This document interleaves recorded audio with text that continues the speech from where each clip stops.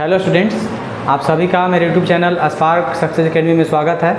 और आज हम लोग क्लास 10 का पॉलिटिक्स पढ़ेंगे, जिसमें आपका एक नए चैप्टर का शुरुआत होगा, जिसका नाम क्या है, लास्ट चैप्टर आपका है ये 5वां चैप्टर, लोकतंत्र की चुनौतियाँ। जैसे पिछले चैप्टर में पढ़े थे कि लोकतंत्र की उपलब्धियाँ क्या क्या है, लोकतंत्र के हम सफल कैसे बना सकते हैं, है ना, भारतीय लोकतंत्र के सफलता के तत्व क्या हैं, कारण क्या है। इसमें आप पढ़िएगा 5वां चैप्टर में लोकतंत्र की उपलब्धियाँ। ठीक है, देखिए तो जैसे कि आप लोग 9th क्लास से पढ़ रहे होंगे कि लोकतंत्र क्या है। अब्राहम लिंकन के अनुसार लोकतंत्र जनता के द्वारा तथा जनता के लिए शासन है ना। और मतलब कहने का मतलब लोकतंत्र क्या है, लोकतंत्र जानते हैं 2 शब्दों से मिलकर बनता है, लोक और तंत्र। लोक का मतलब लोग और तंत्र का मतलब शासन, यानी कि जिस देश में लोगों का शासन होता है उसे हम कहते हैं लोकतंत्र। समझ रहे हैं ना। तो लोकतंत्र का मतलब क्या है, जनता के द्वारा और जनता के लिए शासन है। ये अब्राहम लिंकन का कथन था, 9th क्लास में पढ़े होंगे। और भारतीय संविधान में भी वर्णित किया गया है ना, घोषणा कर दिया गया है कि भारत एक लोकतांत्रिक राज्य है। भारत कैसा राज्य है ना। भारत जो है, भारत एक लोकतांत्रिक राज्य है। ठीक है, और कहा जाता है कि विश्व का सबसे बड़ा लोकतंत्र भारत में है। कहाँ पे है ना, भारत में है। विश्व का जो सबसे बड़ा लोकतांत्रिक देश है तो भारत है। ये भी याद रखिएगा कि भारत जो है विश्व का सबसे बड़ा लोकतांत्रिक देश है। सबसे बड़ा क्या है, लोकतांत्रिक देश है। ठीक है, देखिए आज कहा जाता है कि देखिए अगर हम बात करें इसमें आपकी किताब के अनुसार, तो नए सर्वेक्षणों के अनुसार है ना, मतलब आज भारत में 71 करोड़ मतदाता हैं, लगभग ये संख्या बढ़ चुका है, बहुत ज़्यादा बढ़ा है। ठीक है, लेकिन जब किताब का पब्लिकेशन जब का है और उसके अनुसार जब नया विश्व सर्वेक्षण हुआ तो 71 करोड़ मतदाता हैं। माने यहाँ पे वोट डालने वाले लोगों की संख्या कितना है, 71 करोड़ है, यानी 71 करोड़। तो इस तरह से हम इसमें देखेंगे है ना कि लोकतंत्र का विकास कैसे कैसे हुआ है, लोकतंत्र के सामने चुनौती क्या क्या है।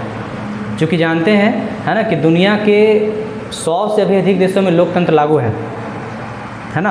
और फिर भी देखिए, जैसे कहने का मतलब है कि दुनिया का भी 1/4 देश भी इससे वंचित भी है। जैसे दुनिया के अधिकांश देशों में लोकतांत्रिक शासन व्यवस्था तो है ही, लेकिन बहुत सारे देश ऐसे हैं जहाँ पे भी लोकतांत्रिक शासन व्यवस्था नहीं है ना। और लोकतंत्र का देखिए सबसे बड़ा खूबसूरती यही है कि इसका कोई प्रतिद्वंदी भी नहीं है, मतलब इसका कोई विरोध भी नहीं कर सकता है ना। इसका कोई किसी से कंपटीशन नहीं, किसी शासन व्यवस्था से, है ना। लोकतंत्र है ना शासन व्यवस्था का सबसे अच्छा तरीका माना गया है। इससे पहले होता था राजतंत्र, एकात्मक शासन, एकदलीय शासन, सैनिक शासन, है ना। लेकिन इन सबसे बेहतर किसे माना गया है, लोकतंत्र को माना गया है। क्योंकि लोकतंत्र में जनता का शासन होता है, जनता के द्वारा शासन होता है और जनता के लिए शासन होता है। तो भारत भी समझ गए, भारत भी क्या है आपका, भारत एक लोकतांत्रिक राज्य है और भारत विश्व का सबसे बड़ा लोकतांत्रिक देश है, यानी कि यहाँ पे है ना सबसे बड़ा लोकतंत्र वाला देश है भारत। तो बस इसमें यही आपको पढ़ना क्या है कि देखिए कि लोकतंत्र का चुनौती क्या है ना। ऐसे हम जानते हैं कि देखिए लोकतंत्र पर अगर शासन इससे कह सकते हैं कि एक ऐसा सामाजिक व्यवस्था का सिद्धांत है जो है ना, मतलब कहने का मतलब विशेष प्रकार की मनोवृत्ति है तथा आर्थिक आदर्श है। लोकतंत्र में कुछ चुनौती भी है जिस पर गंभीर रूप से इसमें चर्चा किया जाएगा आपको, है ना। जैसे अलग अलग देशों के सामने अलग अलग चुनौतियाँ हैं। ठीक है, जैसे आप पढ़े थे भारत में, देखिए भारत में क्षेत्रीय समस्या, भाषाई समस्या, है ना, ये सब समस्या है। बोलीविया में अलग समस्या था, नेपाल में अलग समस्या था, है ना, आयरलैंड में अलग समस्या था। तो हर देशों में अलग अलग तरह की चुनौतियाँ सामने होती हैं। हर देशों के शासन व्यवस्था में अलग अलग तरह का शासन, मतलब अलग अलग चुनौती होता है। तो इसमें आप यही मतलब कहने का मतलब इसी पर चर्चा कीजिएगा कि क्या लोकतंत्र में हम चुनौतियों का सामना कर सकते हैं, लोकतंत्र चुनौतियों को सुलझाने में सक्षम है कि नहीं है, समाधान उसका करता है कि नहीं है ना। तो देखिए जैसे कहने का मतलब है कि लोकतंत्र में चुनौतियां तो साधारण समस्या जैसा होता नहीं है, लेकिन उसका निराकरण करना, उसका कहने का मतलब है उन पर सफलता हासिल करना लोकतंत्र के द्वारा ही हो सकता है ना। जिन देशों में लोकतांत्रिक शासन व्यवस्था नहीं है ना, कह सकते हैं उन देशों में लोकतांत्रिक सरकार गठित बनाने के लिए बुनियादी आधार के लिए चुनौती है। यानी कि जहाँ पे लोकतांत्रिक शासन व्यवस्था नहीं है, चूँकि जानते हैं कि लोकतंत्र में क्या होता है ना, एक नियमित समयांतराल पे चुनाव होता है, सरकार का चयन किया जाता है।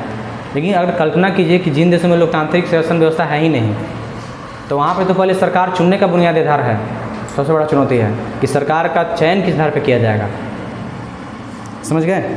उदाहरण के लिए जैसे हमारा पड़ोसी देश नेपाल है ना, राजतंत्र की समाप्ति के बाद शुरू हुआ वहाँ पे लोकतंत्र, लेकिन वहाँ भी लोकतंत्र सफलता और असफलता के बीच में जूझते रहा, है ना। प्रचंड बहुत सारे माओवादी नेता समझे, मतलब समझना चाहिए कि लोकतंत्र में वह भी मिलकर सरकार में अपनी इच्छा लादना संभव नहीं है। जैसे वहाँ पर देखिए बताया था ना कि माओवादी नेता जो थे पुष्प कमल दहल, है ना, पुष्प कमल दहल प्रचंड और उनके साथी ब्रिटेन और भारत में स्थापित कैबिनेट प्रणाली की सरकार के सिद्धांत नेपाल में लागू करना चाहते थे। यानी कि जो माओवादी नेता थे वो मतलब जो व्यवस्था ब्रिटेन में था, जो व्यवस्था भारत के कैबिनेट में था, वही व्यवस्था नेपाल में लागू करना चाहते थे, लेकिन वहाँ की जनता को स्वीकार नहीं था, है ना। ब्रिटेन, कनाडा, ऑस्ट्रेलिया, न्यूजीलैंड देशों में राष्ट्राध्यक्ष रबर स्टाम्प की तरह होता है ना, मतलब सिर्फ मतलब एक तरह के रबर का स्टाम्प समझ आइए हो। लेकिन कहा जाता है कि भारत ने शासन प्रणाली का वैसा नीति अपनाया है जहाँ पे कोई राष्ट्रपति, यहाँ के जो राष्ट्राध्यक्ष होते हैं राष्ट्रपति हैं, तो सिर्फ रबर स्टाम्प नहीं है ना। और नेपाल में यह बिल्कुल संभव भी नहीं है क्योंकि वहाँ की जनता विरोध कर रहा है बार बार। तो अधिकांश देखिए, जैसे कहा जाता है कि जहाँ जहाँ लोकतांत्रिक व्यवस्था स्थापित है, जहाँ जहाँ लोकतंत्र लागू है, वहाँ पे देखिए, है ना, कई तरह की चुनौती है। जैसे कि कहने का मतलब है आपको कि देखिए इसमें सबसे पहले चुनौती क्या होता है कि स्थानीय सरकारों को अधिक अधिकार और सम्यक बनाना, यानी कि स्थानीय जो सरकार होते हैं उसको अधिक अधिकारों से मतलब, है ना, समझौता कराना, उसको मतलब अधिकारों से, है ना, विभूषित करना, अपने मतलब कहने का मतलब उनको काम करने के लिए प्रोत्साहित करना, ऐसा समस्या है ना।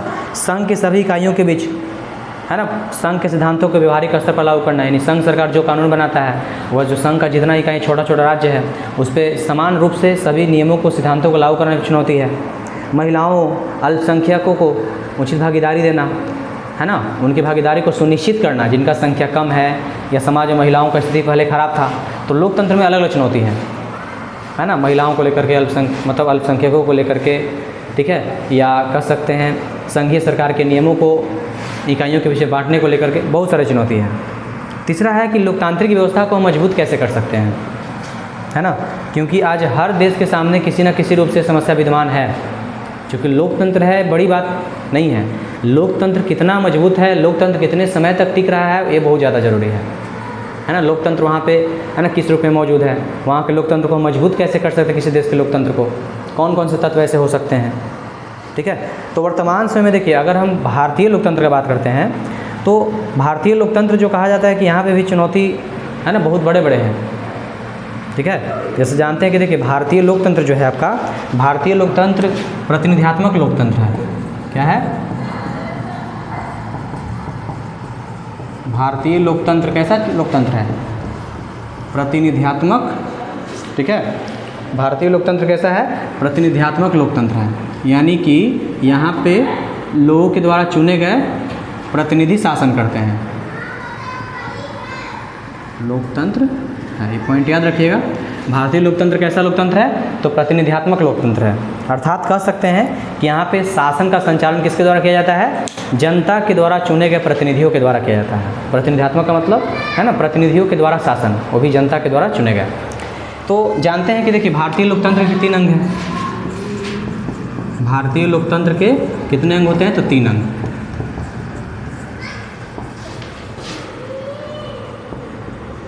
भारतीय लोकतंत्र के कितने अंग हैं? 3 अंग हैं, है ना। कौन कौन? तो पहला आपका है ना विधायिका, ठीक है। दूसरा है आपका कार्यपालिका, और तीसरा क्या है? न्यायपालिका।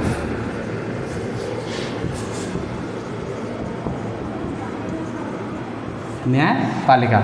भारतीय लोकतंत्र कितने अंग हो गए? 3 अंग हैं, है ना, कार्यपालिका, विधायिका, न्यायपालिका।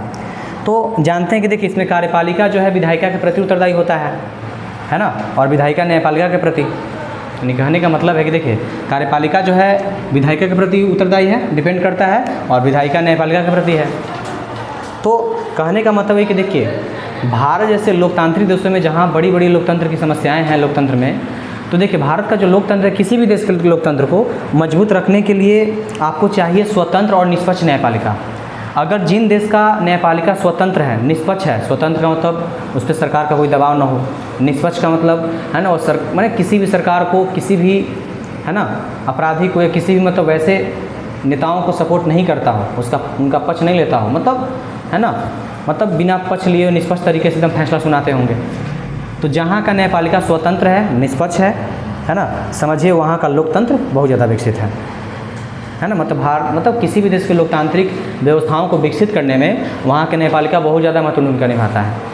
जैसे अमेरिका का देख लीजिए, ब्रिटेन का लोकतांत्रिक आधार देख लीजिए, है ना, वहाँ पे मतलब वहाँ का अगर लोकतंत्र इतना सफल है तो समझिए उसमें सबसे बड़ा भूमिका न्यायपालिका का है ना। देखिए भारतीय लोकतंत्र में ऐसी समस्या दीर्घकालिक भी है ना, अल्पकालिक भी है, ठीक है। जैसे कि देखिए हमारा ध्यान, कहने का मतलब है ज़्यादातर समस्याओं को ज़्यादा आकर्षित हो जाता है, ठीक है। जैसे कि इसमें से देखिए प्रत्येक समस्याओं को हमारे यहाँ स्वर्ण और दलितों से जोड़ दिया जाता है ना। इन समस्याओं में एक और समस्या है महंगाई का, बेरोजगारी का, भ्रष्टाचारी का, आर्थिक मंदी, ग्लोबल वार्मिंग, जलवायु परिवर्तन, विदेश नीति, आंतरिक सुरक्षा, कई मुद्दा है। ये सब भारतीय लोकतंत्र की समस्या है। अगला है कि मतलब देश की एकता और अखंडता के लिए खतरा, नक्सलवादी, अलगाववादी, ये सब चीज़ों को देखना है ना। अवैध शरणार्थी हो गए, बढ़ती जनसंख्या हो गए, बढ़ते अपराध, आर्थिक अपराध हो गए, ठीक है। तो इन सभी समस्याओं के बावजूद, कहने का मतलब है ना, विदेशी मुद्रा का अवैध आवागमन, ठीक है, भ्रष्टाचार, असमानता, ये सब भारतीय लोकतंत्र क्या है, चुनौती है ना। तो पूछेगा भारतीय लोकतंत्र का चुनौती क्या क्या है, तो बता सकते हैं महंगाई, बेरोजगारी, है ना। उसके बाद आपका क्या है, स्वर्ण और दलितों से, मतलब कहने का मतलब ये सब जो मुद्दा भी है, ये सब स्वर्ण और दलित से नहीं जुड़ा जा सकता, इससे ऊपर उठ कर इस पर काम किया जा सकता है, ठीक है। विदेशी मुद्रा का अवैध आवागमन, अलगाववादी, नक्सलवादी, ये सब है, ठीक है। दूसरा है कि देखिए केंद्र और राज्यों के बीच टकराव, यानी कहने का मतलब है कि केंद्र और राज्यों के बीच जो आपसी टकराव होते हैं, टकराव से आतंकवाद से लड़ने और जन कल्याणकारी कार्यों में बाधा पहुंचती है। जैसे मान लीजिए कि अगर भारत में केंद्र सरकार और किसी राज्य में अगर टकराव चल रहा है, बराबर से बराबर संघर्ष चल रहा है, दोनों एक दूसरे से समझिए, है ना, संघर्ष कर रहे हैं, तो जो जनता के लिए जो कल्याणकारी योजना है, या जो आतंकवादी गतिविधि है, आतंकवादी गतिविधियों को रोकने में सब में बाधा पहुंचेगा। जैसे शिक्षा, जाति भेदभाव, लिंग भेदभाव, नारी शोषण, बाल मजदूरी, ये सब क्या रोकने में बाधा पहुंच सकता है ना। तो इसीलिए कहने का मतलब है कि न्यायपालिका जो मुख्य काम क्या करेगा, आपका केंद्र और राज्य सरकारों के बीच में जब संघर्ष चलता है तो दोनों के बीच में सामंजस्य बैठाने का काम कौन करेगा, न्यायपालिका करता है ना। बढ़ती जनसंख्या पर नियंत्रण के लिए प्रभावी समाधान खोजने की आवश्यकता है, ये भी एक समस्या है, ठीक है। तो लोकतंत्र में बेरोजगारी, महंगाई, आर्थिक मंदी सब समस्या है ही, साथ साथ दूसरा समस्या क्या है, केंद्र और राज्य सरकारों के बीच उत्पन्न विवादों को माने संघर्ष को, है ना, सामंजस्य बैठाना, है ना, ख़त्म करना भी एक समस्या है।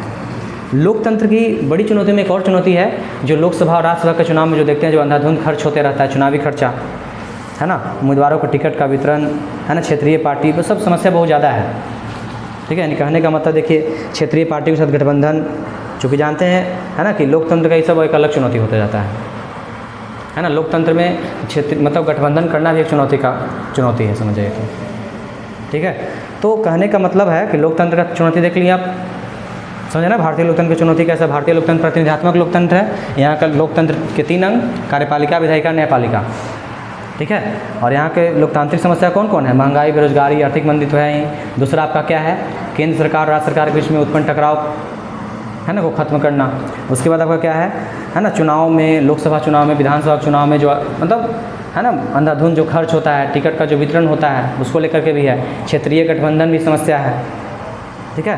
क्योंकि जानते हैं कि जब स्पष्ट बहुमत किसी दल को नहीं मिलता है तो लोग क्या करते हैं, छोटे छोटे पार्टियों के साथ गठबंधन करते हैं और सरकार का निर्माण करते हैं, है ना।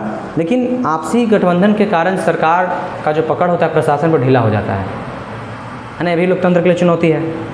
मतलब जितना भी जो गठबंधन में शामिल राजनीतिक दल होंगे, जैसे मान लीजिए 2-3 पार्टी मिल करके गठबंधन करके सरकार का निर्माण करा रहे हैं, ठीक है, तो उनका भी कुछ इच्छा होगा, उनका भी कुछ उद्देश्य होगा सरकार में आने का, क्योंकि वो भी कुछ सीट दे करके आ रहे हैं, है ना।